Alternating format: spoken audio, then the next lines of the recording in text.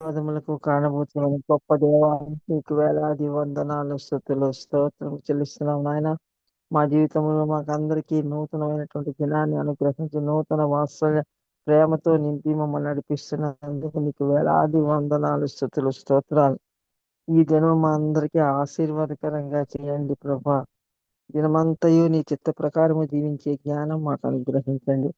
ఇంతవరకు నాయన ప్రార్థన ఎందుకు ఉన్నావు, ప్రార్థనలు విన్నావు, తగిన సమయంలో వాటికి ఉత్తరం ఇస్తావని నమ్మి నీకు వందనాలు చెల్లిస్తున్నాం.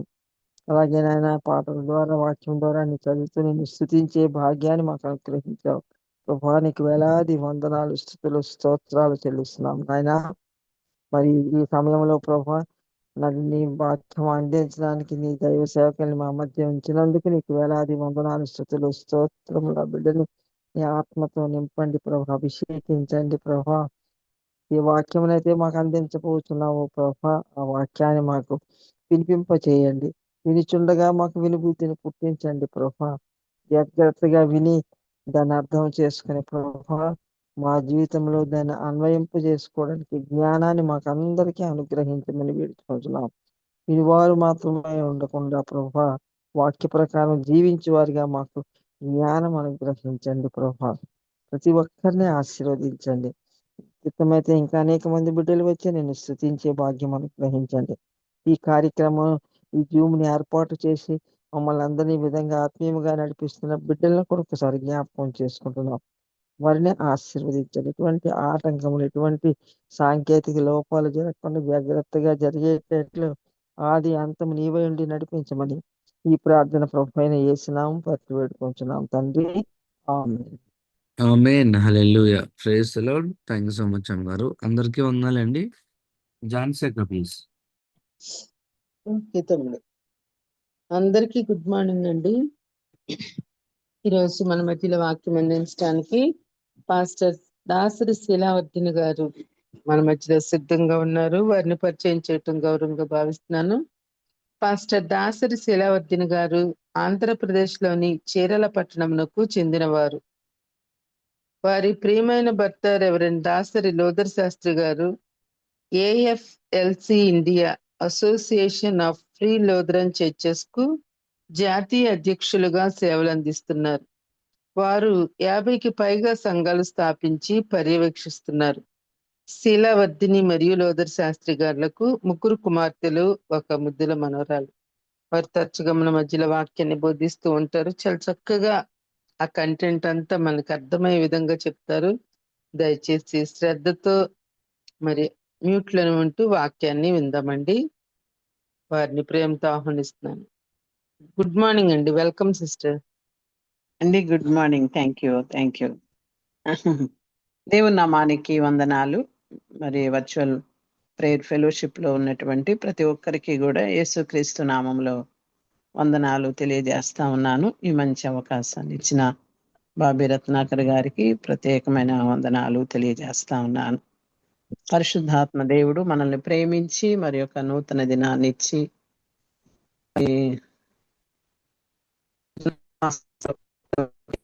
కలిసి ఉదయ కాలంలో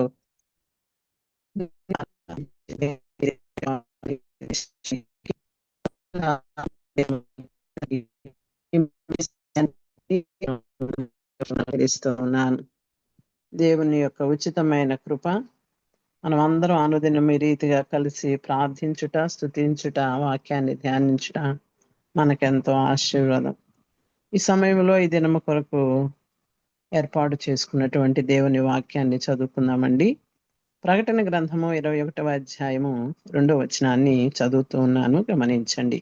ప్రకటన గ్రంథము 21వ అధ్యాయము 2వ వచనము.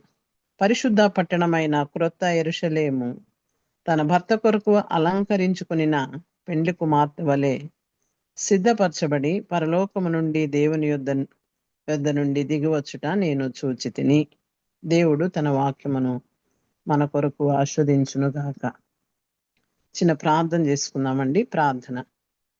మహోన్నతుడా, నీకు వందనాలు, స్తోత్రాలు చెల్లిస్తూ ఉన్నాం. మా జీవితాల్లో మీరు మమ్మల్ని ప్రేమించి మీరు అనుగ్రహించినటువంటి నూతన దినము కొరకు వందనాలు. ప్రత్యేకించి ఒక చక్కని కుటుంబం నేను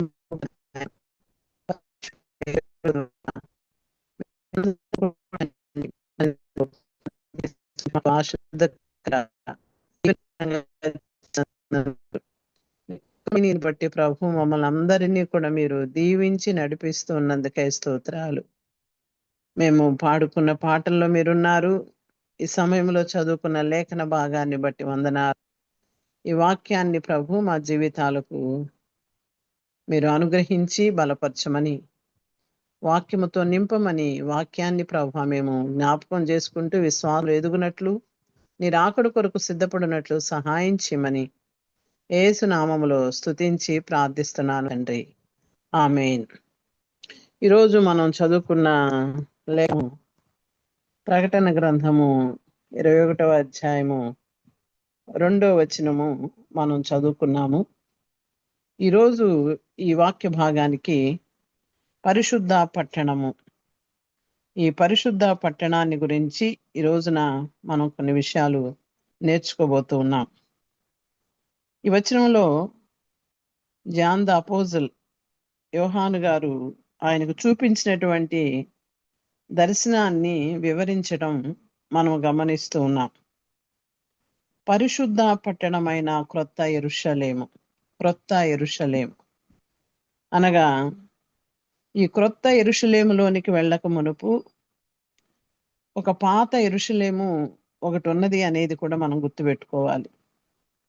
దాని గురించి కూడా కొంచెం క్లుప్తంగా మనం ధ్యానించగలిగితే అది మనకెంతో ఆశీర్వాదం అని నేను తలస్తూ ఉన్నాను.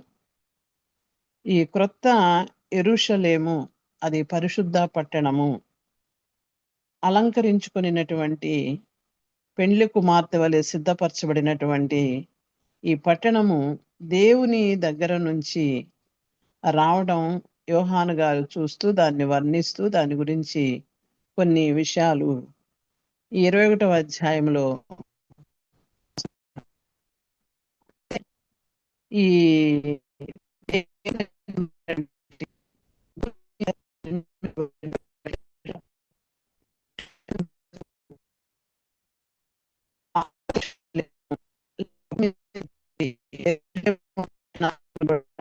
అది గమనించాలి.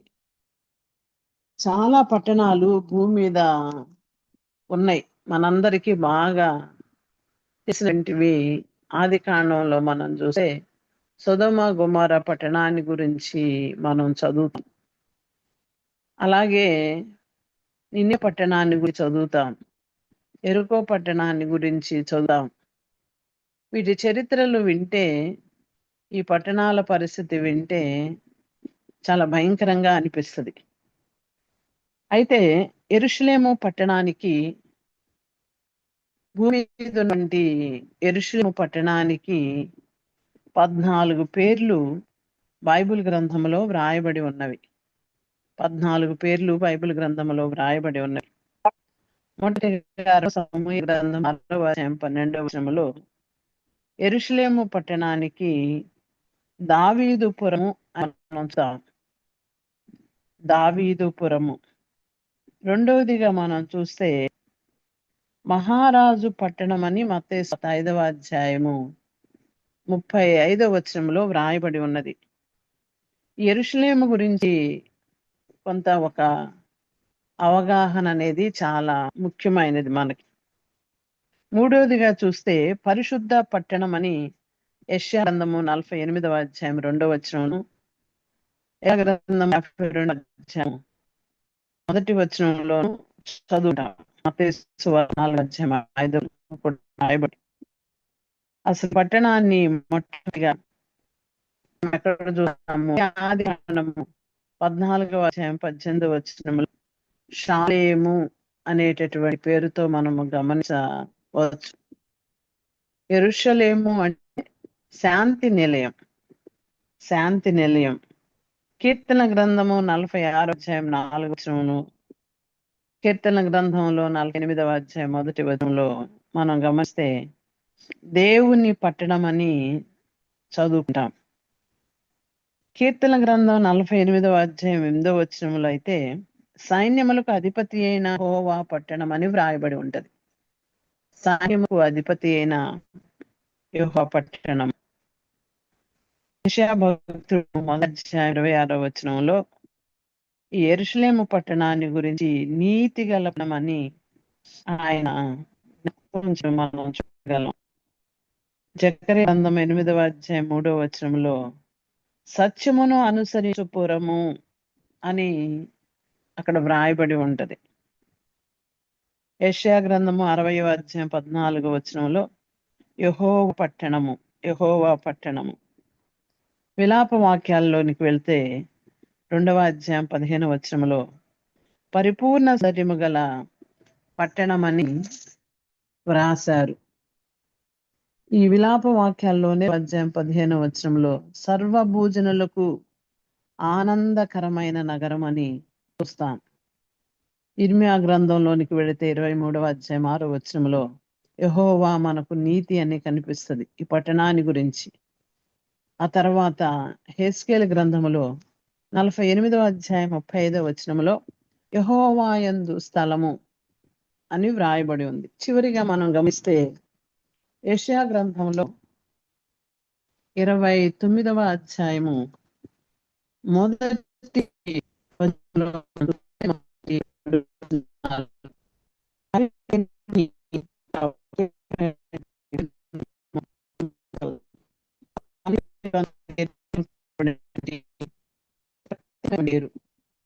ఇది దావీదు పట్టణం. దీని అర్థం ఏంటి అంటే దేవుని సింహం మీద బలిపీఠం ఇక్కడ ఉంది. అంటే యెరూషలేము సింహం వల్లే బలమైనది అనేటువంటి విషయాన్ని మనం ఇక్కడ చదవగలుగుతాం. ఇక్కడ దేవాలయంలో బలిపీఠం ఉన్నది. దాని గురించి ఈ యొక్క అధ్యాయంలో మనం కొన్ని విషయాలు నేర్చుకోవచ్చు. అయితే యెరూషలేముకు, భూమి మీద ఉన్నటువంటి యెరూషలేముకు ఇవ్వబడినటువంటి పేరులు పరిశుద్ధ గ్రంథములో ఆయా చోట్ల వ్రాయడం మనము గమనించవచ్చు. ఈ యెరూషలేముకి చాలా చరిత్ర, ప్రాధాన్యత మనము చూడవచ్చు. దేవుని క్రీస్తుకు పూర్వం మరి 2000 సంవత్సరాల్లో ఈ పట్టణము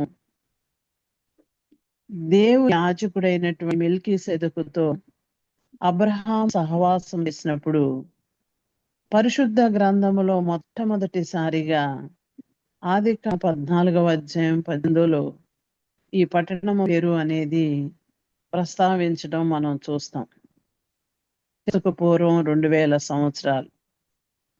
అయితే ఈ చరిత్ర, ఈ యెరూషలేము యొక్క చరిత్ర అనేది చాలా గొప్ప చరిత్ర, చాలా గొప్ప చరిత్ర.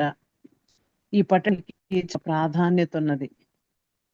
రాజులు రావడం, దండయాత్రలు చేయడం, ఆక్రమించుకోవడం, పడగొట్టడం, మరలా తిరిగి కట్టడం, ఇవన్నీ కూడా యెరూషలేము యొక్క చరిత్రలో మనం చాలా విషయాలు ధ్యానం చేయవచ్చు.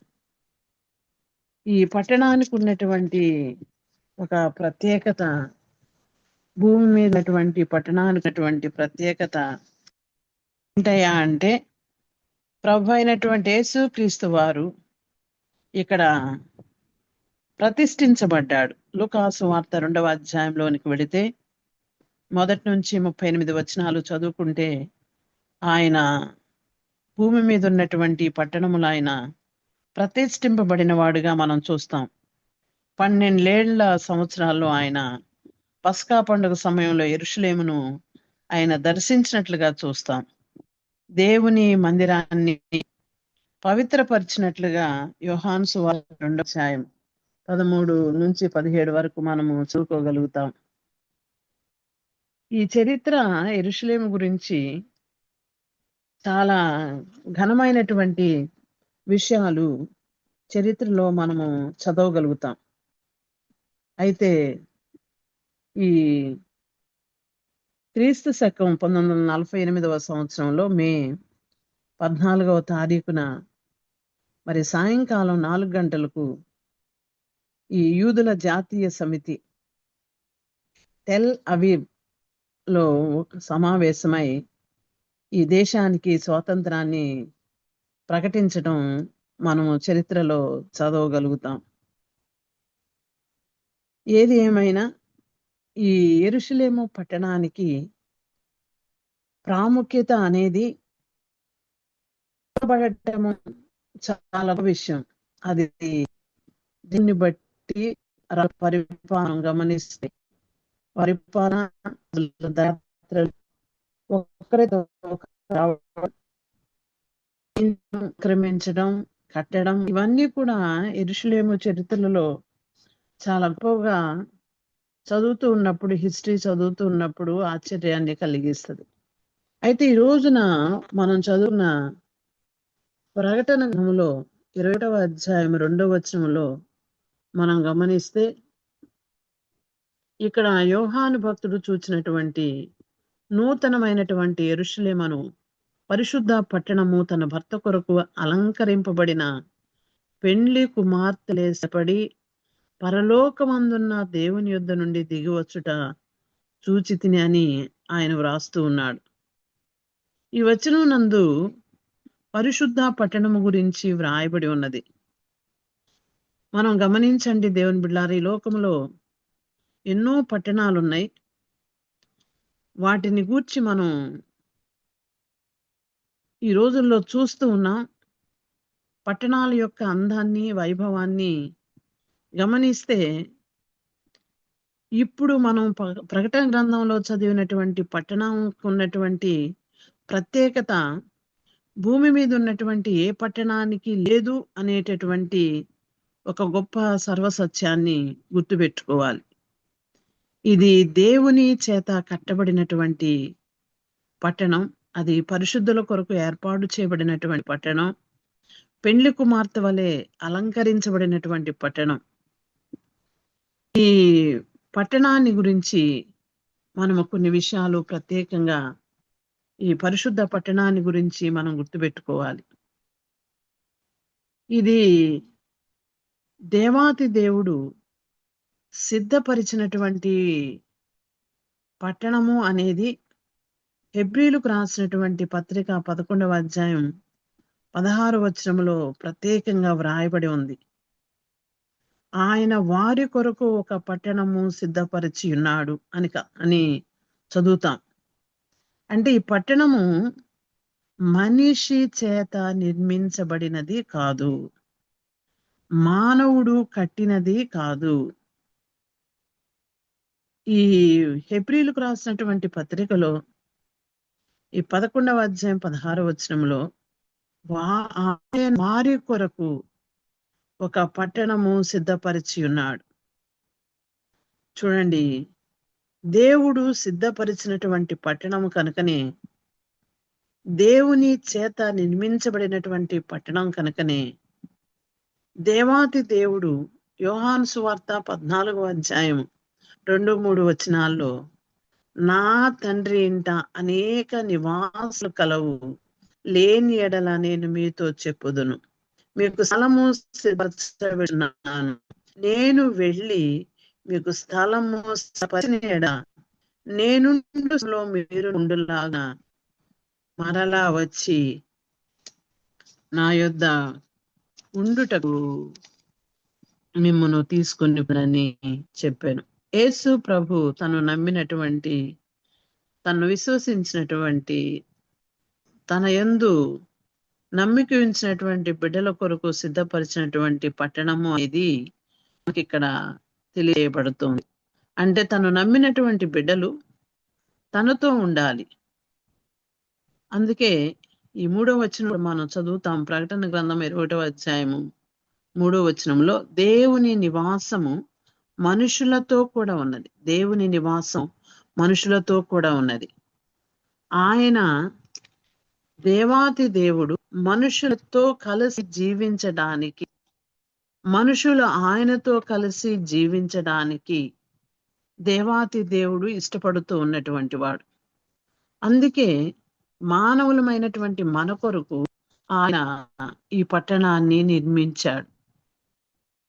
ఈ పట్టణం కొరకు మనము మొట్టమొదటిగా గమనించవలసినటువంటి విషయం, దేవుడు మన కొరకు సిద్ధపరిచినటువంటి పట్టణము.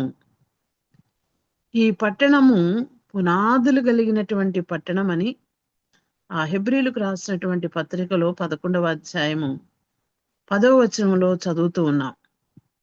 దేవుడు దేనికి శిల్పియు నిర్మాణకుడై ఉన్నాడో పునాదులు గల ఆ పట్టణము కొరకు అబ్రహాము ఎదురు చూచుచుండెని చదువుతాం. అంటే ఈ పునాదులు గల పట్టణము ఎట్లా నిర్మించబడిందో 21వ అధ్యాయము మనకు వివరిస్తూ ఉంది. ఇది గొప్ప ప్రాకారాలు కలిగినటువంటి పట్టణము. 12 పునాదులు ఉన్నాయి. ఈ పునాదులు ఏంటి అంటే అక్కడ సూర్యకాంతపు రాయి, ఆ పునాదులకు వేసినటువంటి ఆ స్టోన్స్ గురించి ఇక్కడ మనం చదువుతూ ఉన్నాం. రెండవది నీలము, యమునా రాయి, పచ్చ వైడూర్యము, కెంపు, సువర్ణరత్నము, గోమేధికము, పుష్యరాగము, సువర్ణ సునీయము, పద్మరాగము, సుగంధము, ఇవన్నీ కూడా 12 రత్నములతో అలంకరింపబడి ఉన్నటువంటి ఈ పునాదుల మీద కట్టబడినటువంటి ఈ పట్టణం. ఈ పునాదుల మీద 12 మంది అపోస్తుల పేర్లు కనబడడం, ఈ ప్రకారముగా ఈ యొక్క పట్టణాన్ని దేవుడు సిద్ధపరచటము అనేది మనము గమనించవచ్చు. ఒక్కొక్క దిక్కున 3 గుమ్మాలు చొప్పున 4 దిక్కులు 12 గుమ్మాలు ఉన్నాయి. ఈ గుమ్మాల పైన ఇశ్రాయేలీల 12 గోత్రాల పేర్లు వ్రాయబడి ఉన్నాయి. ఒక్కొక్క గుమ్మము వద్ద ఒక్కొక్క దూత, ఒక్కొక్క గుమ్మము ఒక్కొక్క ముత్యము చొప్పున 12 ముత్యాలతో కట్టబడినటువంటి పట్టణం. అంటే ఈ పట్టణంలో మహిమ కనిపిస్తున్నది. రాజవీధి ఎలా ఉన్నది అంటే శుద్ధ సువర్ణమైనటువంటి స్ఫటికాన్ని పోలి ఉంది. అద్దం వల్లే స్వచ్ఛమైనటువంటి బంగారము అనేది మనకి ఇక్కడ తెలియచేయబడతా ఉన్నది. యేసు ప్రభువే దేవాలయముగాను దీపంగాను ఈ స్థలంలో ఉన్నట్లుగా మనం చూస్తూ ఉన్నాం. దేవుని యొక్క సన్నిధి, దేవుని యొక్క సింహాసనము అనేది ఈ స్థలములో ఉన్నది. జీవజల నది ఇక్కడ నుంచి ప్రవహిస్తా ఉన్నది. ఈ నదికి ఇటు అటు కూడా జీవ వృక్షాలు ఉన్నాయి. అవి నెలకు కూడా కాపు కాస్తూ ఉన్నాయి. అక్కడ దేవుని దాసులు ఆయన్ని స్తుతిస్తూ సేవిస్తూ ఆయన ముఖ దర్శనాన్ని చేసుకుంటూ యుగ యుగాలు కూడా ఆయనతో పాటు రాజ్యాన్ని పరిపాలన చేసే విధంగా దేవుడు సిద్ధపరిచాడు. అయితే ఈ పట్టణమందు సూర్యుడు లేడు, చంద్రుడు లేడు, రాత్రి లేదు. అన్నిటికంటే ముఖ్యమైనది శాపగ్రస్తమైనది ఏది కూడా లేదు. ఇది దేవుని పట్టణం. ఈ పట్టణములో దేవుని చేత విమోచింపబడినటువంటి వారు ఈ పట్టణానికి అర్హులు అనేది దైవ వాక్యము సెలవిస్తూ ఉన్నది. ఈ పట్టణము పునాదులు కలిగినటువంటి పట్టణము. ఈ పట్టణాన్ని, ఈ పరిశుద్ధ పట్టణాన్ని దేవుడు సిద్ధపరిచాడు. ఈ పట్టణము జీవము కలిగినటువంటి దేవుని పట్టణము అనేది మనము ప్రత్యేకంగా గుర్తుపెట్టుకోవాలి. సియోనను కొండ జీవము గల దేవుని పట్టణాన్ని మనకి సూచించబడుతూ ఉంది. అంటే జీవము గల దేవుడు సృష్టించాడు గనుక ఈ పట్టణానికి జీవము కలిగినటువంటి పట్టణము అనేది మనం గుర్తుపెట్టుకోవాలి. ఇక్కడ మనం చూస్తే ఆయన మనల్ని నిర్మించినటువంటి రీతిని మనం గమనిస్తే మట్టితో మనల్ని చేసి తన ఊపిరినిచ్చి యేసయ్య ప్రేమ మన పట్ల వెల్లడిపరిచాడు. మానవ జీవితము పాపములో పడినప్పుడు దేవుడు ఆయన తన యొక్క స్వరక్తం ఇచ్చి ప్రాణమిచ్చి మనల్ని విమోచించాడు. ఆయన కార్చినటువంటి రక్తము ద్వారా విమోచింపబడ్డాం. అందుకు నిజంగా దేవునికి అనుదినము మనము కృతజ్ఞతలు చెల్లిస్తూ ఆయన్ని వెంబడిస్తూ ఉన్నాం. అంటే దేవుడు మన పట్ల చేసినటువంటి గొప్ప కార్యము, ఈ పరిశుద్ధ పట్టణము అనేది జీవము గల దేవుని చేత, జీవము కలిగినటువంటి దేవుడు ఆయన బిడ్డల కొరకు ఏర్పాటు చేశాడు. ఆయన ఒక మాట చెప్పాడు. యోహాను సువార్త 14వ అధ్యాయం 6వ వచనంలో, నేనే మార్గం, నేనే సత్యం, నేనే జీవం, నా ద్వారానే తప్ప ఎవ్వడును తండ్రి యొద్దకు రాడు అని ఆయన తెలియజేశాడు. అంటే జీవము గల దేవుని పట్టణంలో చేరాలంటే జీవమై ఉన్నటువంటి, సత్యమై ఉన్నటువంటి, మార్గమై ఉన్నటువంటి యేసు ద్వారానే తప్ప మరి దేని ద్వారా కూడా మనము చేరలేం. యేసునందు మనం విశ్వాసం ఉంచి యేసయ్యలో మనము అనుదినము కూడా మన జీవితాన్ని క్రమపరుచుకుంటూ ఉండాలి. పరిశుద్ధతను కాపాడుకుంటూ ఉండాలి. పవిత్రతలో జీవిస్తూ ఉండాలి. మన జీవితము అనేది దేని యొక్క సన్నిధానంలో పరీక్షించబడినప్పుడు పరిశుద్ధమైనటువంటి జీవితము, దేవుడు మనల్ని చూసి ఆయన ఆనందించేవాడుగా ఉండాలి. ఈ పట్టణము మనం ఉండబోయేటటువంటి పట్టణం. భూమి మీద ఉన్నటువంటి పట్టణాలన్నీ ఒకానొక దినాన ఇవన్నీ కూడా లయమైపోయేటటువంటి పరిస్థితి మనం చూస్తాం. కానీ దేవుని చేత మానవుల కొరకు ఏర్పాటు చేయబడినటువంటి ఈ పరిశుద్ధ పట్టణము మనం ఉండబోయేటటువంటి పట్టణం. అందుకే హెబ్రీలకు రాసినటువంటి పత్రిక 13వ అధ్యాయము 14వ వచనంలో మనము గమనిస్తే, నిలువరమైన పట్టణము మనకిక్కడ లేదు కానీ ఉండబోతున్న దాన్ని ఎదురుచూస్తున్నామని ఆయన భక్తుడు పౌలు గారు తెలియజేస్తా ఉన్నాడు. అంటే మనిషి తన జీవితంలో నివాసము చేసేది భూమి మీద కొంతకాలమే, కొన్ని దినాలు, కొన్ని సంవత్సరాలు.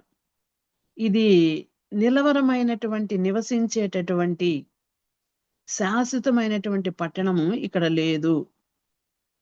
ఇది మాత్రం మర్చిపోకూడదు. ఒకానొక రోజున ఎక్కడున్నప్పటికీ, ఏ పట్టణంలో ఉన్నప్పటికీ, ఎంత ఉన్నతమైన స్థితిలో ఉన్నప్పటికీ ఈ పట్టణాన్ని మాత్రము తప్పకుండా విడిచిపెట్టాలి. ఎంత స్పష్టంగా ఆయన ఇక్కడ వ్రాసారో చూడండి. నిలువైన పట్టణము మనకిక్కడ లేదు. నిలిచి ఉండే పట్టణం. రోజున పట్టణాలు కట్టుకుంటూ ఉన్నారు, గృహాలు కట్టుకుంటూ ఉన్నారు. ఎంతో అందమైనటువంటి గృహాలు కట్టుకొని జీవిస్తూ ఉన్నారు. అయితే కొంతకాలం మాత్రమే. ఒకరిల్లు చూస్తే మనము కొన్నిసార్లు ఆశ్చర్యపోతూ ఉంటాం. ఇంత చక్కగా కట్టారు. నిజమే, భూమి మీద మనము జీవించినప్పుడు మన గృహాలు కానివ్వండి, మన పరిసరాలు కానివ్వండి, మనము మనకున్న స్తోమతను బట్టి నిర్మించుకుంటాం, వాటిల్లో జీవిస్తూ ఉంటాం, ఆనందిస్తూ ఉంటాం. అయితే ఒక గొప్ప సత్యం ఏంటి అంటే, ఈ గృహాలు కానివ్వండి, పట్టణాలు కానివ్వండి, దేశాల్లో కానివ్వండి, మనం ఉండే ప్రసక్తి ఉండదు అనేటటువంటి ఒక వాస్తవికత అనేది, సత్యము అనేది మర్చిపోకూడదు. ఒకవేళ ఈ లోక సంబంధంగా మనకి మంచి గృహాలు లేవనుకోండి, అందమైనటువంటి గృహాలు మనకు లేవనుకోండి, దానివల్ల అసలు చింతించవలసిన పనే లేదు. దాని గురించి ఆలోచించవలసినటువంటి పనే లేదు. మానవుడు ఉండటానికి, తినడానికి, కట్టుకోవడానికి, అనుదినం పోషించబడడానికి దేవుని యొక్క సహాయాన్ని కోరుకుంటూ ఇవ్వబడిన దానిని, ఉన్న దానిని బహు జాగరూకతతో, జాగ్రత్తగా చూసుకుంటూ, దానిని కాపాడుకుంటూ దేవునిలో జీవించటము అనేది ఒక గొప్ప ఆశీర్వాదం. కొంతమందికి ఎంత ఉన్నా కూడా ఆశ తీరదు, ఎంత ఉన్నా కూడా తృప్తి అనేది ఉండదు. కానీ దేవుడిచ్చిన దానిని బట్టి దేవుని యొక్క సన్నిధిలో దేవునికి కృతజ్ఞతలు చెప్తూ దేవుణ్ణి మనము స్తుతించాలి, గనపరచాలి. ఈ పట్టణము పరలోకము నుండి వచ్చినటువంటి, మన కొరకు ఏర్పాటు చేసినటువంటి ఈ పట్టణాన్ని గురించి బహు జాగరూకతతో ప్రతిదినము కూడా మనము గుర్తుపెట్టుకోవాలి. పేతురు అంటాడు కదా, పేతురు రాసినటువంటి 2వ పత్రిక 3వ అధ్యాయం 10వ వచనంలో మనం చదివితే, ఆ దినమున ఆకాశములు మహాధ్వనితో గతించిపోవును, పంచభూతములు మిక్కుటమైన వేండ్రముతో లయమైపోవును. ఆయన అసలు ఈ మాటలు వ్రాయటంలో ఈ లోకమే స్థిరమని నమ్మే సోదరులకు, ఈ లోకమే శాశ్వతమని ఆలోచన చేసి ఆశపడేటటువంటి వారికి ఒక హెచ్చరిక చెప్తూ ఉన్నాడు.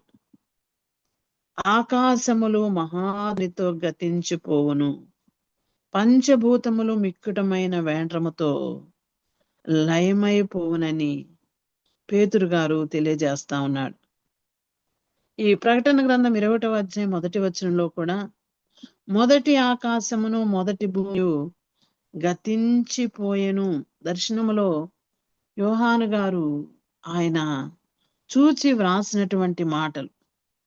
అంటే ఈ లోకమే స్థిరమని నమ్మేటటువంటి వారికి మోసపోకండి, నమ్మకండి. ఇవన్నీ కూడా నాశనమైపోయే రోజు ఒకటి ఉంది. ఇది మనం ఉండేటటువంటి స్థలము కాదు. నిత్యము మనం ఉండేది ఇక్కడ కాదు. మనం ఉండబోయేటటువంటి పట్టణము నూతన యెరూషలేము, పరిశుద్ధ పట్టణము. అది దేవుడు మనకు సిద్ధపరిచాడు. ఆ పునాదులు కలిగిన, జీవము కలిగిన పట్టణానికి మనం సిద్ధపడాలి. మనం సిద్ధపడటం ఈ భూమి మీదే జరగాలి. సిద్ధపాటు అనేది మన జీవితంలో భూమి మీదే ప్రారంభం అవ్వాలి. ఆ పట్టణంలో ఉండడానికి, మనము ఆయన్ని ఎదుర్కోవడానికి మనము సిద్ధపడాలి, ప్రవేశించాలి అనేది దేవుని యొక్క వాక్యము మనకు తెలియచేయబడతా ఉంది. అయితే ఎవరు ప్రవేశిస్తారు అనేది కూడా చాలా ప్రాముఖ్యమైనటువంటి విషయం. చాలా ప్రాముఖ్యమైనటువంటి విషయం. ఎవరు ప్రవేశిస్తారు? పట్టణం అయితే అందరి కొరకు, అందరూ కూడా ఆ పట్టణంలో నివాసము చేయాలి. ఈ భూమిని దేవుడు మానవునికి నివాసయోగ్యంగా ఉంచాడు. మానవులందరూ భూమి మీద జీవించడానికి. దేవుని యొక్క సంకల్పం ఎంత గొప్పదో చూడండి. దేవుని యొక్క ఆలోచన ఎంత ఉన్నతమైనదో ఒకసారి గమనించాలి. అందరికీ నివాస యోగ్యమైనటువంటి స్థలముగా భూమిని ఆయన ఏర్పాటు చేశాడు. భూమి మీద ఉన్నప్పుడే దేవుణ్ణి తెలుసుకొని ఆయన్ను స్వీకరించి ఆయన మనకు సిద్ధపరిచినటువంటి పట్టణంలో నిరంతరము జీవించడానికి దేవుడు మనకి దేవుని వాక్యాన్ని మనకు అనుగ్రహించాడు. వాక్యం మనము విన్నప్పుడు, చదివినప్పుడు, ధ్యానించినప్పుడు మన జీవితాన్ని క్రమపరిచి, సిద్ధపరిచి, సవరించి దేవుని యొక్క పట్టణంలోనికి నడిపించేదిగా ఉన్నది. మన చేతుల్లో ఈ రోజున ఈ పరిశుద్ధ గ్రంథము, దైవ వాక్యము మనకి ఇవ్వబడినంటే ఈ వాక్యము పరిశుద్ధమైనది. దేవాతి దేవుడు ఆయన మన జీవితాల గురించి ఒక మంచి ప్రణాళిక, ఆలోచన ఆయన కలిగి ఉన్నాడు. అందుకే ఆయన మనకి జ్ఞాపకం చేస్తున్నాడు. ఎవరు ప్రవేశిస్తారు అనేది కూడా మనము జాగరూకత కలిగి గుర్తుపెట్టుకోవాలి. ఆయన ఉద్దేశము అందరూ కూడా పట్టణంలో ఉండాలని. కానీ ఆయన ఒక మాట మనకి జ్ఞాపకం చేస్తూ ఉన్నాడు. ఎవరు ప్రవేశిస్తారు? పట్టణము, పరిశుద్ధ పట్టణము, ఇది దేవుడు సిద్ధపరిచినటువంటి పట్టణము. ఇది పునాదులు కలిగినటువంటి పట్టణము. ఇది జీవము కలిగినటువంటి దేవుని పట్టణంలో మనము ఈ పట్టణంలో ఉండబోతూ ఉన్నాం. అయితే ఇది దీనిలో ఎవరు ప్రవేశిస్తారు అనేది కూడా ఆలోచన చేయాలి. అందరి కొరకు ఆయన ఏర్పాటు చేస్తే అందరూ ఉంటారా, కొందరే ఉంటారా? అందరూ అర్హులేనా అనేది గమనిస్తే 14వ వచనంలో, ప్రకటన గ్రంథం 22వ అధ్యాయం 14వ వచనంలో జీవ వృక్షమునకు హక్కు గలవై గుమ్మముల గుండా ఆ పట్టణములోనికి ప్రవేశించినట్లు తమ వస్త్రములను ఉదుకుకొనువారు ధన్యులని ఉన్నది. చూడండి, వస్త్రములు ఉదుకుకొనువారు ధన్యులు. ఆ పట్టణంలోనికి ప్రవేశించడానికి వస్త్రాలను శుభ్రపరచుకోవాలి. అంటే మనము ధరించే వస్త్రాలు కాదండి ఇక్కడ వస్త్రాలు అంటే మనం గమనిస్తే 7వ అధ్యాయం 13, 14 వచనాల్లో అక్కడ పెద్దలలో ఒకడు తెల్లని వస్త్రములు ధరించుకొని ఉన్న వీరెవరు, ఎక్కడి నుండి వచ్చని నన్ను అడిగెను. అందుకు నేను, అయ్యా నీకే తెలియననగా అతడు నాతో ఇలాగు చెప్పెను, వీరు మహాశ్రమల నుండి వచ్చిన వారు. గొర్రె పిల్ల రక్తములో తమ వస్త్రములను ఉదుకుకొని వాటిని తెలుపు చేసుకునిరి. ప్రశ్నకు సమాధానం ఇస్తూ ఉన్నాడు. వస్త్రాలను గొర్రె పిల్ల రక్తములో ఉదుకుకొన్నవారు ఎక్కడి నుండి వచ్చారు అంటే మహాశ్రమల నుండి. భూమి మీద మానవుని యొక్క జీవితము కొన్నిసార్లు మనం అనుకుంటాం గులాబీల పాన్పు అని, కానీ కాదు. బాగున్నప్పుడు నిజమే అంత హ్యాపీగా ఉంటది, కానీ జీవితము ఇది శ్రమలు, శోధనలు, ఇరుకులు, కొన్ని అనారోగ్య పరిస్థితులు, కొన్ని కష్టాలు అనేటటువంటివి భూమి మీద మానవుని యొక్క జీవితంలో ఎదురవుతూ ఉంటాయి.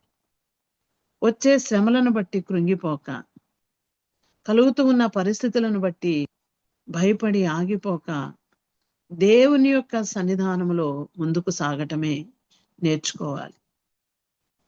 మనకి అనుదిన జీవితంలో అనేకమైన సమస్యలు, శోధనలు, ఇరుకులు, ఇబ్బందులు ప్రతిదినము కూడా మనము ఎదుర్కోవాలి. కానీ ఒక గొప్ప మాట ఏంటి అంటే, గృహము చూస్తే పెద్దదిగా ఉంటది, దానికి వేసే తాళం చాలా చిన్నగా ఉంటుంది. తాళం పెద్దగా ఉంటది, కానీ తాళం ఆ కీ ఎలా ఉంటదంటే ఇంకా చిన్నదిగా ఉంటుంది. దీనికి ఆలోచన చేస్తే ఏమర్థం అవుతుంది అంటే, ఎంత పెద్ద సమస్య అయినా సరే ఒక చిన్న ప్రార్థన దేవాది దేవుడు మన సమాధానం ఏమి మనల్ని ఆశ్రయించి కాపాడేవాడు. జీవితంలో ఎదుర్కొనేటువంటి ప్రతి పరిస్థితుల్లో కూడా ఆయన మనకు చాలిన దేవుడుగా ఉన్నాడు. ఆయన మనని కనికరించి కాపాడేవాడుగా ఉన్నాడు. అందుకే దేవుని యొక్క సన్నిధిలో మనము ఎప్పుడు కూడా కదలని వారంగా స్థిరంగా ఉండాలి అంటే దేవుని వైపు చూడాలి, దేవుని సన్నిధిలో ప్రార్థించాలి. కష్టం వచ్చినప్పుడు, బాధ వచ్చినప్పుడు, శ్రమ కలిగినప్పుడు కృంగిపోకూడదు గాని, మనకు దేవుడు సిద్ధపరిచిన దానిని మనం దూరం చేసుకోకూడదు గాని, దేవుని యొక్క సన్నిధానంలో మనము నిలబడి జీవిని ప్రార్థించి మనము దేవుణ్ణి బట్టి, దేవుని యొక్క మహాదయ, ఆయన కనికరాన్ని బట్టి మనము ముందుకు సాగటము అనేది గుర్తుపెట్టుకోవాలి. గొర్రె పిల్ల రక్తములో తమ వస్త్రములు ఉదుకునేవారు వారు ఈ పట్టణంలో ప్రవేశించేటటువంటి ఆధిక్యత కలిగి ఉంటారు. చూడండి, వస్త్రాలు రక్తంలో ఉదిగితే వాష్ చేస్తే ఎలా ఉంటాయండి? రక్తము ఎర్రగా ఉంటది. వస్త్రాలను ముంచితే ఏమవుతుంది? అవి కూడా ఎర్రగా మారిపోతాయి. కానీ ఇక్కడ గొర్రెపిల్ల రక్తము ఉదుక్కున్నటువంటి వారు తెల్లగా, అనగా ఇవి మన క్రియలు అనేటటువంటివి దేవుడు మనకి జ్ఞాపకం చేస్తున్నాడు. యెషయా గ్రంథం 64వ అధ్యాయం 6వ వచనంలో, మేమందరము అపవిత్రుల వంటి వారమైతే మేము అనీతిలన్నీ మురికి గుడ్డలాయనని ఇక్కడ భక్తుడు వ్రాస్తూ ఉన్నాడు. ఏది మురికి వస్త్రమో మన నీతి క్రియలే పాపి అయినటువంటి మానవుడు పరిశుద్ధుడవటానికి దేవుడు మన జీవితాలను, మన క్రియలను ఆయన సరిచేస్తూ ఉన్నాడు, శుభ్రపరుస్తూ ఉన్నాడు. చూడండి, భౌతికంగా మనము పుణ్యకార్యాలు చేయడానికి ఎక్కువగా ఆసక్తి చూపుతూ ఉంటారు. ఈ పట్టణంలో ప్రవేశించాలి అంటే అన్నదానం చేసి కాదు, వస్త్రదానం చేసి కాదు, భూదానం చేసి కాదు, లేకపోతే ఇంకా ఏదో కార్యాలు చేసి కాదు, కానీ దేవుని యొక్క సన్నిధానంలో చేరడానికి దేవుడు ముందు మన పాపాన్ని మనము తొలగించుకోవాలి. మన దోషాలు, మన ఉనికి అంతా కూడా తొలగిపోవాలి. మనల్ని మనం శుద్ధీకరించుకోలేం. దేవుని యొక్క కృప, ఆయన రక్తము ద్వారా మనము శుద్ధీకరణ నొందుతూ ఉన్నాం. అది తెలుపు అనేది పరిశుద్ధాత్ముని మనకి గుర్తు చేస్తూ ఉన్నాడు. మనమందరం కూడా ఏదో మంచి చేసినందువలన, మంచి కార్యాలు చేసినందువలన మనకేదో పరలోక పట్టణం లభిస్తుంది అనుకుంటే అది అంతా కూడా మన యొక్క అవగాహన కరెక్ట్ కాదు అనేది గమనించాలి. మందిరానికి కానుకలు ఇచ్చో, లేకపోతే వస్తువులు కొనిచ్చో, ఏదేదో చేసి కాదు, కానీ దేవుని వాక్యం స్పష్టంగా తెలియచేసే మాట ఏంటి అంటే, హృదయ శుద్ధి కలవారు ధన్యులు, వారు దేవుణ్ణి చూచెదరు. హృదయ శుద్ధి, దేవుడు మన అంతరంగాన్ని గమనించేవాడు, మన అంతరంగాన్ని చూసేవాడు. మన అంతరంగము ఎలా ఉన్నది అనేది ఆయన గమనిస్తూ ఉన్నాడు. మన అంతరంగంలో ఏమున్నదో ఎదుటి వారికి తెలియకపోవచ్చు, కానీ దేవునికి మాత్రం అంతా తెలుసు. మంచున్నదా, చెడున్నదా, ఏ రీతిగా ఆలోచిస్తూ ఉన్నాం, ఏం చేస్తూ ఉన్నాం, మన హృదయ పరిస్థితి దేవునికి తెలుసు. ఒక మాటను మనం గమనిస్తే, హృదయ శుద్ధి కలవారు ధన్యులు, దేవుణ్ణి చూస్తారు. దేవుణ్ణి చూడడానికి, దేవుని సన్నిధిలో కూర్చోడానికి, దేవుని ఎదుట నిలబడడానికి, దేవునితో కలిసి జీవించడానికి మనిషికి ఏది ముఖ్యము అంటే బాహ్య సౌందర్యము కాదండి, బాహ్యంగా కనిపించే వస్త్రధారణ కాదు, కానీ బాహ్యంగా కనిపించే ఏది కాదు, కానీ దేవుడు పరీక్షించే, పరిశీలన చేసేది మన హృదయం. మన హృదయము శుద్ధిగా లేకపోతే, మురికిని తొలగించుకోకపోతే, ఆయన రక్తములో కడగకపోతే, ఆయనతో కలిసి జీవించే ఆధిక్యత మనము పొందలేము. ఈ యొక్క హృదయ పరిస్థితి ఎప్పటికప్పుడు మారుతూ ఉంటది. మానవుని యొక్క జీవితము ఎలా ఉంటది అంటే చంచల స్వభావం. ఒకరోజు చక్కగా ఏదో సంతోషంగా దేవుణ్ణి స్తుతిస్తూ, వెంబడిస్తూ, దేవుణ్ణి ఆరాధిస్తూ దేవుని కార్యక్రమాల్లో ఉంటాడు మానవుడు. మరలా కొన్నిసార్లు వెనకడుగు వేస్తూ దూరం అయిపోతూ. కానీ మనము భక్తుల చరిత్రలను జ్ఞాపకం చేసుకోవాలి. దేవుని వాక్యాన్ని మనం ధ్యానిస్తూ ఉండాలి. అడుగులు వెనక్కి వేయకూడదు, కానీ దేవునిలో, దేవుని కొరకు, దేవునితో జీవించటము అనేది ముఖ్యమైనది. యేసు ప్రభువే మన యొక్క హృదయాన్ని శుద్ధి చెయ్యాలి. మన జీవితం మచ్చలేని జీవితంగా, ఈ లోకం ఉన్న పాపపు మరకలు లేని జీవితంగా, ఆయన శిలువలో కాచినటువంటి రక్తము ద్వారా మనల్ని కడిగి పరచాలి ఆయన మాత్రమే. ఈ పాప జీవితము దేవుడు ఆయన ఒప్పుకోడు. ఆయన ఒప్పుకునేది పరిశుద్ధమైన జీవితం. పరిశుద్ధత ఆయన కోరుకుంటాడు. పరిశుద్ధంగా జీవించాలని ఆయన ఆశిస్తాడు. యేసు రక్తము ప్రతి పాపము నుండి మనలను పవిత్రులుగా చేయును. మనల్ని పవిత్రులుగా చేసేది సెంటు కాదండి, లోక సంబంధమైన పర్ఫ్యూమ్స్ కాదు, యేసు రక్తం. యేసు రక్తములో కడగబడినప్పుడు, యేసు రక్తములో క్షమించబడినప్పుడు, యేసు రక్తము ద్వారా నీతిమంతులంగా తీర్చబడినప్పుడు ఈ పట్టణములో ప్రవేశించే ఆధిక్యతను మనం పొందుకుంటాం. మనం మన వస్త్రాలు మంచివి మనము భౌతికంగా ధరిస్తూ ఉంటాం. కానీ మన క్రియలు, మన నడక, మన పడక, ప్రతిదీ కూడా, మన ఆలోచన, మన చూపు, ప్రతిదీ కూడా దేవుని యొక్క వాక్యాన్ని బట్టి పరిశుద్ధపరచబడాలి.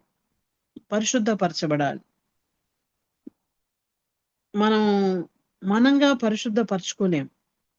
మనము పరిశుద్ధపరచబడడానికి దేవుని రక్తమే మనకు మూలం. ఆయన రక్త ప్రోక్షణలో అనుదినము కూడా మనము జీవించాలి. మన వస్త్రాలు తెలుపు చేయబడాలి అంటే యేసు రక్తమే మనకు కావాలి. ఆ రక్తములో మనము కడగబడితేనే, పరిశుద్ధంగా చేయబడితేనే, శుద్ధీకరించబడితేనే దేవుడు మనలను ఆ పట్టణంలోనికి అనుమతిస్తాడు. మన జీవితాలు చాలా చిన్నవి, అయితే అవి చాలా విలువైనవి. జీవితము అనేది చాలా చాలా విలువైనది. ఈ జీవితాన్ని వృధా చేసుకోవడం, వ్యర్థం చేయడం,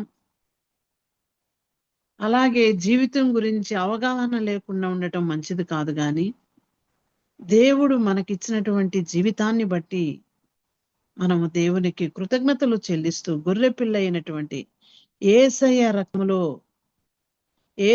రక్తములో మన క్రియలు తెలుపు చేసుకోవాలి, మన వస్త్రాలు తెలుపు చేసుకోవాలి, మన హృదయ శుద్ధి పరిశుద్ధపరచబడాలి.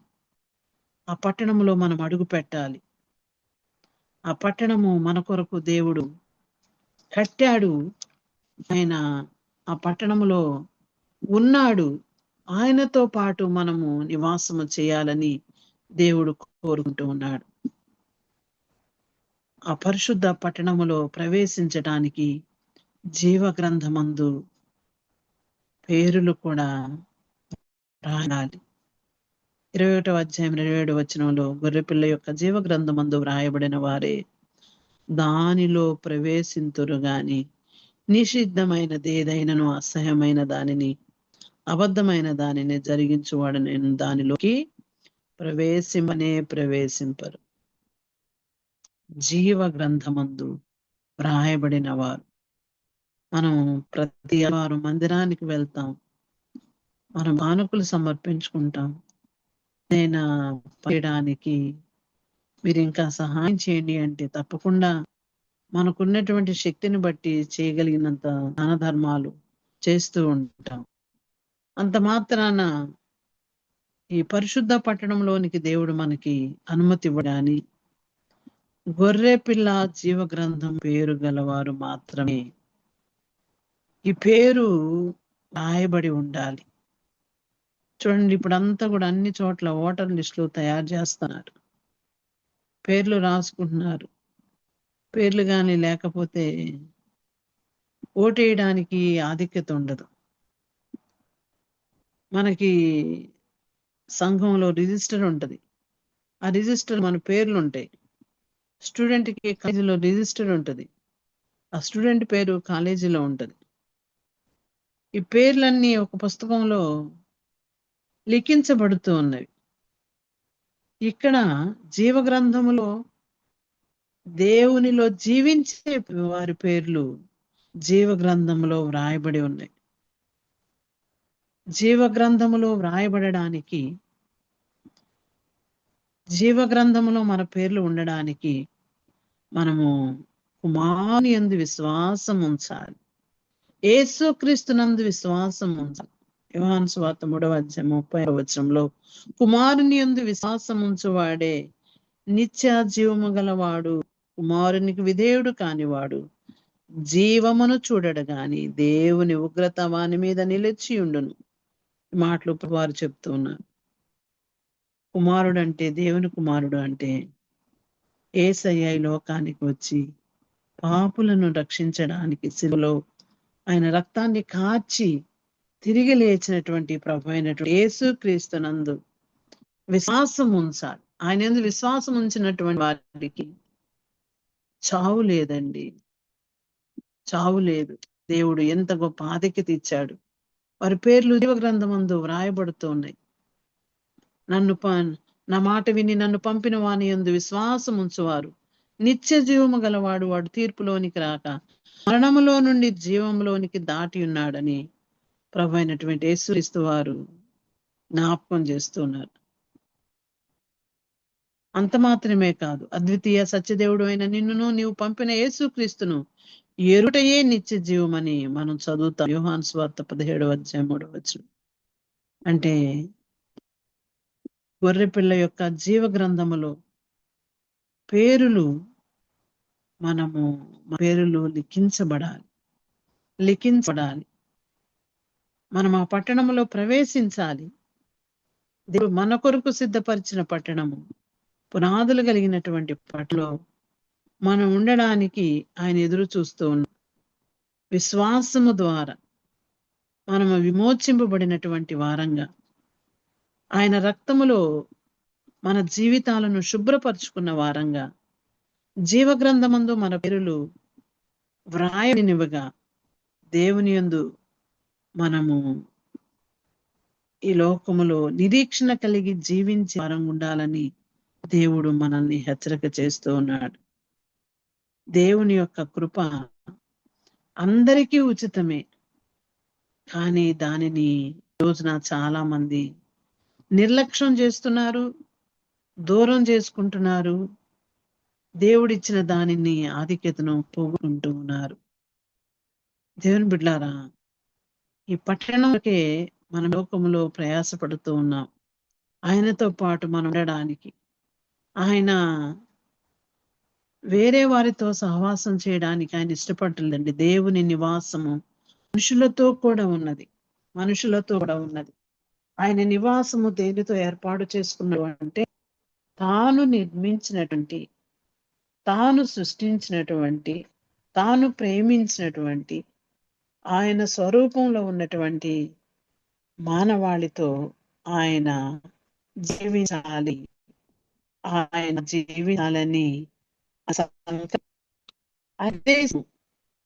ఆయన తలంపు. దేవాదేవుడు నిజమే, ఆయన మహోన్నతుడు కదా, పరిశుద్ధుడు.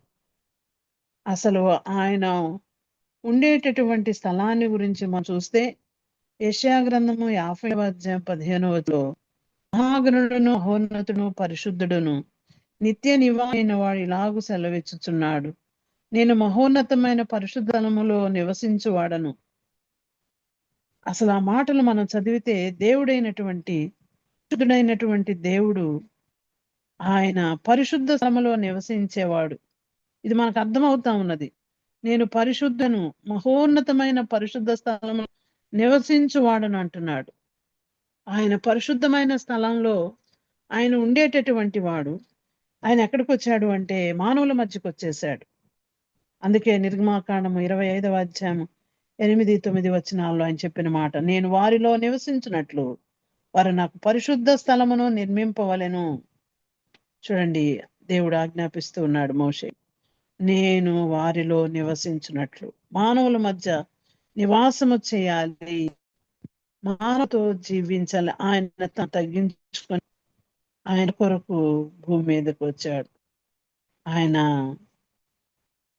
ప్రత్యక్ష గుడారము ద్వారా ఆయన మనవాళి మధ్యకు వచ్చి మాట్లాడి, ఆయన తన యొక్క ప్రత్యక్షతను తెలియజేస్తూ, తన ఆలోచనలు తెలియజేస్తూ మోషేకి దేవుడు అన్ని విషయాలు బోధించడం, చెప్పడం మనం గమనించగలం. అంటే దేవుడు కోరుకుంటున్నది తన ప్రజల మధ్యలో దేవాతి దేవుడి నివాసం వచ్చేయాలి. మానవుడు పరిశుద్ధపరచబడి ఆయనతో నివాసం వచ్చేయాలి. ఆయన దగ్గరకు వచ్చి ఈ సంబంధాన్ని మనం చూస్తే దేవుడు ఎంత తగ్గించుకుంటూ ఉన్నాడో అనేది మనం ఒకసారి జ్ఞాపకం చేసుకోవాలి. దేవుడు ఏది చెప్పాడో మోషే అదే చేశాడు. ఆ పరిశుద్ధ మందిరాన్ని నిర్మించమని చెప్పినప్పుడు చెక్కలతో, సముద్ర వత్సల తోళ్లతో, బంగారముతో, ఈ వస్తువులతో ప్రత్యక్షపు గుడారాన్ని ఏర్పాటు చేశాడు. మేఘంలో దేవుడు ఆ ప్రత్యక్ష గుడారంలోకి అతి పరిశుద్ధ స్థలంలో మందసం పైన ఉన్నటువంటి కరుణాపీఠ మీద దిగివచ్చి ప్రధాన యాజకునితో మాట్లాడి దేవుని మాటలు ప్రజలకు వినిపించడం మనం చూస్తాం. 1 రాజుల గ్రంథం 8వ అధ్యాయం 11వ వచనంలో సొలొమోను యెరూషలేమునందు కట్టిన మందిరంలో మరి దేవుని యొక్క మాటలు వినడం, అక్కడికి రావడం మనం చూస్తాం. నిజంగా ఆ రోజున ఆ పరిశుద్ధ స్థలము నిర్మించమని దేవుడైనటువంటి యెహోవా మోషే ద్వారా చెప్పాడు. ఇప్పుడు ఆయన నివాసం ఏంటి అంటే, మనం చూడండి ఉదయకాలంలో నిజంగా ఇప్పుడున్న ఈ టెక్నాలజీని బట్టి కూడా ఎంతో స్తుతించాలి. మన గృహాల్లో ఉండి మనం అందరం కూడా జూమ్ మీటింగ్ ద్వారా ఒక చోట చేరి ప్రభుని ఆరాధించే స్థితిని దేవుడు మనకు కలుగజేశాడు అంటే ఎంత అన్యులం. ఎక్కడెక్కడో దూర ప్రాంతాల్లో ఉంటూ ఉన్నాం. ప్రాతకాల సమయంలో ఈ రీతిగా మనం కలిసి ఒక చోట చేరి ప్రభుని ఆరాధించడానికి దేవుడు మనకు సహాయం చేస్తున్నాడు. మత్తయి సువార్త 18వ అధ్యాయం 20వ వచనంలో ఏలైనగా 2-3 నా నామములో ఎక్కడ కుందురో అక్కడ నేను వారి మధ్యను ఉందునని చెప్పాను. అంటే దేవుడు ఎక్కడ నివసిస్తాడండి? ఆయన నామములో, ఆయన నామాన్ని బట్టి 2-3 కూడి ఉన్న చోట. ఎందుకో తెలుసా? ఇక్కడ 57వ అధ్యాయం యెషయా గ్రంథం 15వ వచనంలో వినయము గల ప్రాణాన్ని ఉజ్జీవింప చేయడానికి, నలిగిన వారి ప్రాణాన్ని ఉజ్జీవింప చేయడానికి, వినయము గల వారి యొద్ద, దీన మనసు గల వారి యొద్ద నివసించుచున్నారు. ఎంత గొప్ప దేవుడండి, ఎంత ఉన్నతుడు. ఆయన ఎంతగా తగ్గించుకుంటూ ఉన్నాడు. 2-3 ఆయన నామములో చేరినప్పుడు వారిని బలపరిచే దేవుడు, ఉజ్జీవింపచేసే దేవుడు. నలిగిపోయి సమస్యలైనటువంటి ప్రాణాలకు తెప్పరిల్లు కలుగ చేసేటటువంటి వాడు. ఆయన గొప్ప దేవుడు. ఆయన అంత ఆస్వాదం. మన మధ్యలో ఆయన ఉన్నాడు. ఆయన మనకు తోడుగా ఉన్నాడు. ఈ రోజున మనం చదువుకున్నటువంటి ప్రకటన గ్రంథం 21వ అధ్యాయం 2వ వచనం చదువుతున్నప్పుడు నిజంగా నా మటుకు నాకు ఈరోజు చాలా నిన్నటి నుంచి ఒక గొప్ప నిరీక్షణ. ఈ లోకపు బాధలు మనకు శాశ్వతమైనవి కావు. దేవుడు తన ప్రజల కొరకు మహిమ కలిగినటువంటి క్రొత్త యెరూషలేమును దేవుడు సిద్ధపరిచాడు. దాంట్లో మనం ఉండబోతూ ఉన్నాం. కాబట్టి పరిశుద్ధత కలిగి విశ్వాసంతో, నిరీక్షణతో జీవిస్తూ ప్రభు రాకడను ఎదురు చూడాలి అనే ఒక గొప్ప నిరీక్షణ దేవుడు కలుగచేశాడు. మనం కొన్నిసార్లు ఆలోచిస్తూ ఉంటాం, మనకున్న పరిస్థితులను బట్టి కృంగిపోతా ఉంటాం, బాధపడుతూ ఉంటాం, ఏంటా అని ఆలోచిస్తాం. కానీ దేవుడు, ఆయన ప్రణాళిక ఎంత గొప్పది అనిపిస్తుంది. ఆయన నామములో చేరి ప్రార్థిస్తూ ఉన్నప్పుడు వారి మధ్యలో ఉండేటటువంటి దేవుడు, వారిని దీవించే దేవుడు, వారిని ఆస్వాదించే దేవుడు. ఈ పరిశుద్ధ పట్టణం భూమి మీద ఉన్నటువంటి పాత యెరూషలేము కాదండి. దేవుడు తన ప్రజల కొరకు సిద్ధపరిచినటువంటి నిత్య నివాస స్థలం. ఇది పరిశుద్ధత, శాంతి, దేవుని సన్నిధి అనేది ఈ పట్టణానికి చిహ్నం అనేది గుర్తుపెట్టుకోవాలి. ఈ పట్టణం మనుషులు నిర్మించలేదు, కానీ దేవుడే స్వయంగా సిద్ధపరిచినటువంటి నిత్య నివాసం. ఇది రక్షణ పూర్తిగా దేవుని కృప వల్లనే మనకు లభిస్తుంది. ఇది మనకు తెలియజేస్తా ఉన్నది. తన భర్త కొరకు అలంకరించుకున్న పెండ్లి కుమార్తె వలె అనేది మనం చదువుతూ ఉన్నప్పుడు, పెండ్లి కుమార్తె వివాహానికి ఎంత అందంగా, ఎంతగా సిద్ధపడి, ఎంత చక్కగా సిద్ధపడి రెడీ అవుతుందో, అలాగే దేవుని ప్రజలు కూడా క్రీస్తుతో నిత్య సహవాసానికి సిద్ధపడి ఉండాలి. ఆయన ఎదుర్కోవాలి. ఇది ఆనందం అండి, ఇది పవిత్రత, ఇది ప్రేమ, ఇది మనకు దేవుడిచ్చినటువంటి ఐక్యత. దేవుని కృపను బట్టి మనము సిద్ధపడాలి. దేవుని పిల్లల కొరకు ఆయన ఈ మహిమ కలిగినటువంటి నిత్య నివాసాన్ని ఆయన సిద్ధపరిచాడు అంటే, విశ్వాసులు పరిశుద్ధ జీవితాన్ని జీవిస్తూ ప్రభు కొరకు ఎప్పుడు కూడా సిద్ధంగా ఉండాలి. క్రీస్తుతో ఉండేటటువంటి నిత్య సహవాసమే విశ్వాసకి వరమండి. అదే విశ్వాసకి ఫలము కూడా. ఇది మనము మర్చిపోకూడదు. మరి కొరింథీయులకు రాసినటువంటి మొదటి పత్రిక 3వ అధ్యాయం 16వ వచనంలో మీరు దేవుని ఆలయమై ఉన్నారనియు దేవుని ఆత్మ మీలో నివసించుతున్నాడని మీరు ఎరుగరా. ఇక్కడ మనం చూస్తే దేవుని ఆలయము, దేవుడు మనలో నివసింపగోరుతున్నాడు. ఆయన నివసింపగోరుతున్నాడు. ఆయన మహోన్నతుడైన పరిశుద్ధ స్థలంలో నివసించేవాడైన పరమందున్నటువంటి దేవాతి దేవుడు ఆ పరిశుద్ధ స్థలములో మధ్యలో ఉంటానంటున్నాడు.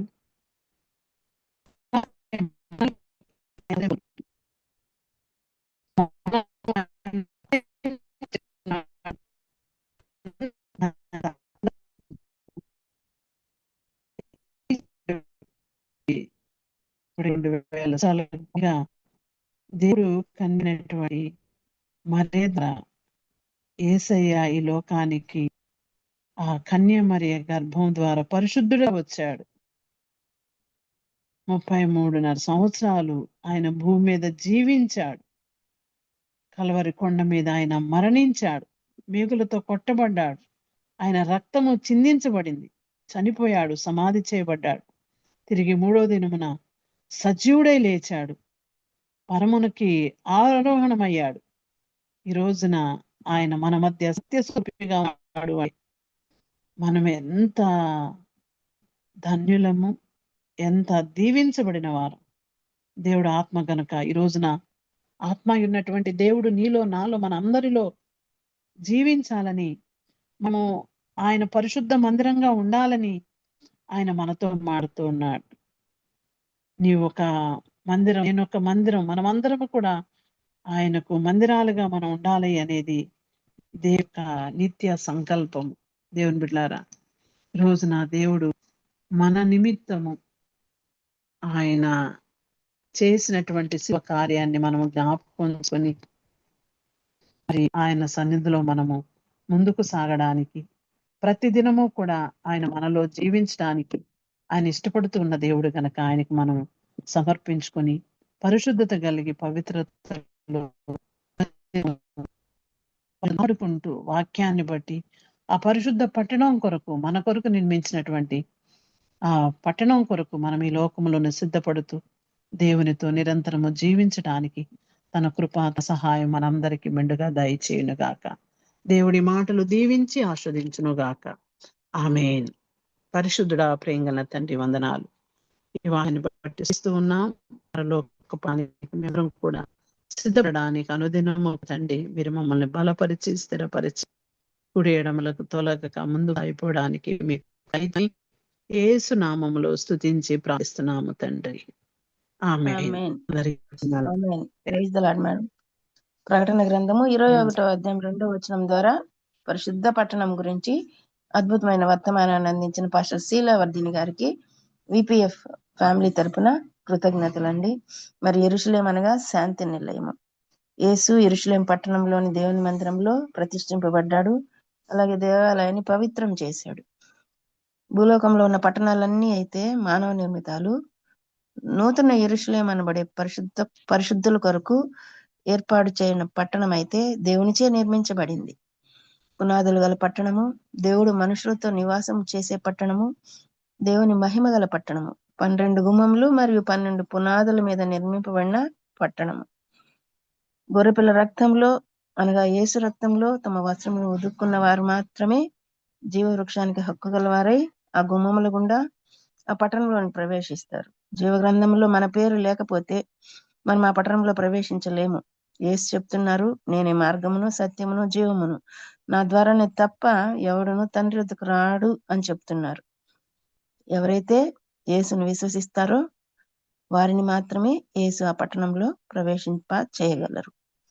చక్కని వర్తమానాన్ని బట్టి పాస్టర్ శీలావర్ధిని గారికి కృతజ్ఞతలండి. ముగింపు ప్రార్థన మరియు ఆశీర్వాదం ఇవ్వవలసిందిగా పాస్టర్ తోట బాలస్వామి గారిని మనవి చేస్తున్నానండి. మరి జీవానంద్ కుమారి వాళ్ళ మదరు పెరాలసిస్ తోటి హాస్పిటల్ అడ్మిట్ అయినారు. ఆవిడ కొరకు అలాగే సహోదరు లలిత గారి మనమడు మొదటి బర్త్డే చేసుకుంటున్నాడు ఇవాళ. ఆ అబ్బాయి కొరకు ప్రార్థన చేయండి అయ్యగారు. ఓకే. సర్వ సృష్టి స్థితి లయాకారకుడు అయిన మా ప్రియ పరలోకపు తండ్రి, నీ ఘనమైన నామమును బట్టి నీకు వందనాలు స్తోత్రాలు చెల్లిస్తున్నావు నైనా. ఉదయకాల సమయంలో అయా నైనా తండ్రి అని పిలుచుకునేటువంటి భాగ్యాన్ని నువ్వు మా అందరికీ కూడా అనుగ్రహించినందుకు నీకు వందనాలు స్తోత్రాలు. అయా ఎందరో ప్రభా మరి ఉదయకాలమును చూడలేక కాలగర్భంలో కలిసిపోయి ఉన్నప్పటికీ కూడా ఏ యోగ్యత లేనటువంటి మాకు నువ్వు అనుగ్రహించినందుకు నీకు వందనాలు స్తోత్రాలయ్యా. ఉదయకాల సమయంలో నిదాసురాలు శీలావర్ధిని గారిని సిలువు చాటును మరుగుపరుచుకుని అయానైనా పరిశుద్ధమైనటువంటి పట్టణమును గూర్చి వివిధ కోణాలలో ప్రభా మాకు నువ్వు అందించిన సందేశమును బట్టి నీకు వందనాలు స్తోత్రాలు. వెతబడినటువంటి విలువైనటువంటి నైనా ఆ మాటలన్నీ కూడా మేమందరం కూడా మా యొక్క హృదయములలో భద్రపరుచుకునేలాగున సహాయమును దయచేయమని ప్రార్థిస్తున్నాం.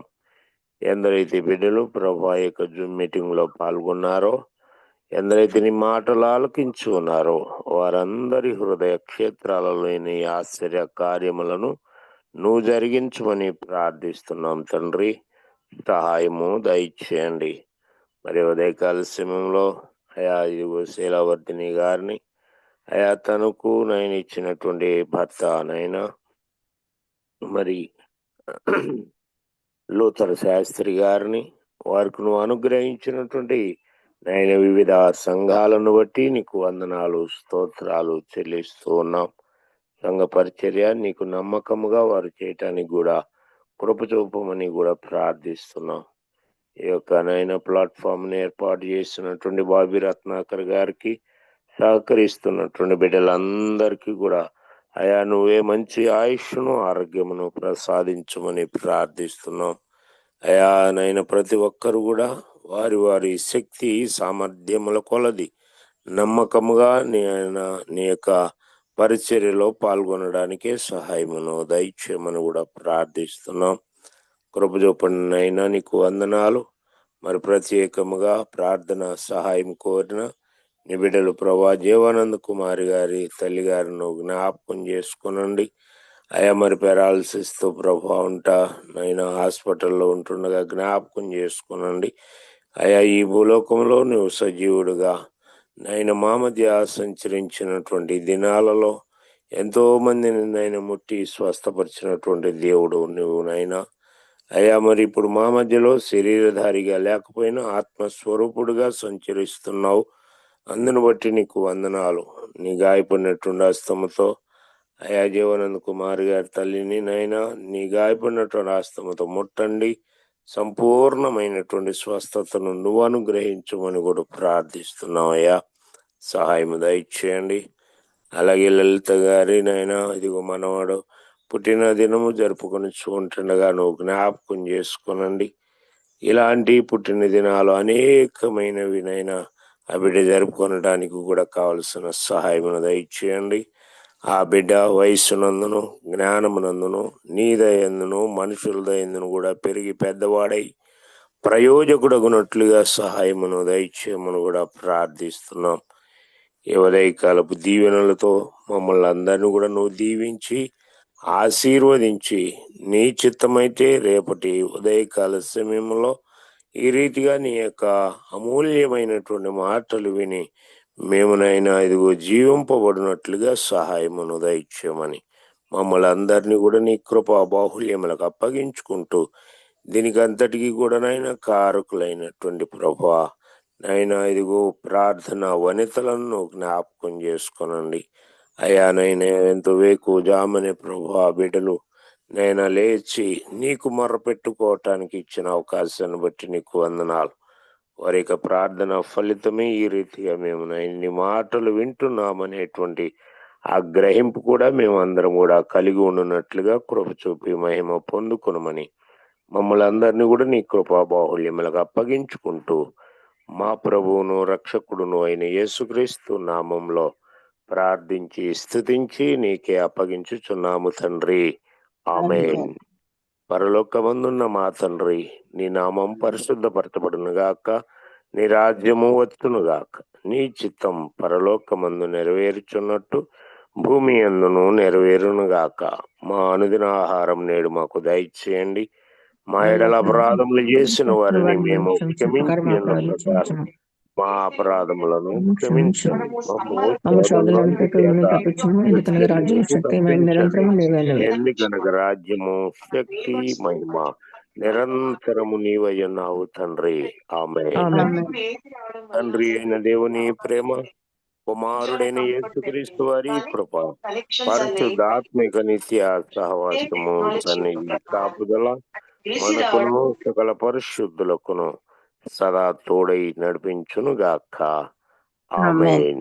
ఆమేన్. ఆమేన్. Praise Lord. అందరికీ వందనం. ప్రైజ్ లార్డ్ అయ్య గారు. ముగింపు ప్రార్థన మరి ఆశీర్వదించిన పాస్టర్ తోట బాలస్వామి గారికి, అలాగే చక్కని వర్తమానాన్ని అందించిన వర్తమానికులు పాస్టర్ శీలావర్ధిని గారికి, మరియు కూడి వచ్చిన విపిఎఫ్ కుటుంబ సభ్యులందరికీ కూడా దేవుని నామంలో వందనాలండి. ఆసక్తి కలిగిన వారు ఇవాళ 8:30 PM కి జరిగే AL virtual academy online bible class లో జాయిన్ అవ్వచ్చండి. ప్రభు చిత్తమైతే రేపటి దినాన్ని తిరిగి కలుసుకుందాం. అంతవరకు సెలవు తీసుకుందాం. Praise the lord to all. అయ్యగారు, ఏదైనా తెలిసిందా కిమ్ అనే సంస్థది? మీరు వెళ్ళారా వాయిదాకి? వెళ్ళామండి, నెల్లూరు వెళ్ళాం. మళ్ళీ ఆడే ఏం లేదు, అందరినీ ఆ లైన్ లో ఉండమన్నాడు. వాళ్ళు ఎవరిని కేకేలా 10 మందిని పిలిచారు. తర్వాత సెప్టెంబర్ 29వ తారీఖు మళ్ళీ వాయిదా వేశారు. చాలా దూరం పోయింది. సెప్టెంబర్ ఆవిడ కూడా వచ్చిందా? ఆయన వైఫ్ వచ్చిందా? ప్రభాకర్ గారి వైఫ్ డబ్బుండి మేనేజ్ చేస్తారు, ఇక వాళ్ళు లాయర్లు పెట్టుకుంటారుగా. అదే అదే వాళ్ళు రాలా. సరే సరే సరే. Okay okay, thank you.